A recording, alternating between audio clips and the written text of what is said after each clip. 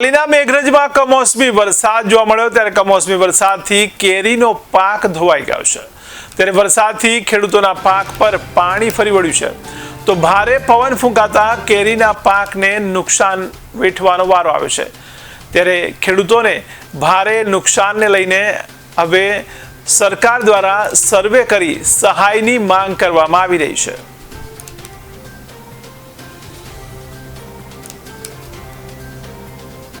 મોડી સાંજે વાવાઝોડા સાથે અરવલ્લી જિલ્લાના મેઘરજ તાલુકામાં ખૂબ ભારે પવન સાથે વરસાદ પડેલ, જેનાથી આંબા ઉપર જે કેરીઓ આવેલી એ કેરીઓમાં ખૂબ પડી જવાથી ભારે નુકસાન થયેલ છે અને ઉનાળુ જે ઘાસચારો વાવેલો તે પણ મોટા પાયે નુકસાન થયેલ છે।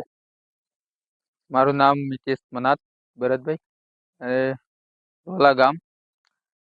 કાલ સાંજે જે કમોસમી વરસાદ હતો એના લીધે કેરીઓનું બહુ નુકસાન થયું છે અને રોડ ઉપર નીચે પડતા કેરીઓ પણ ફાટી પણ ગઈ ઘણી, એટલે કોઈ કમોસમી વરસાદના લીધે બહુ ભારે નુકસાન થયું આંબામાં, કેરીઓમાં।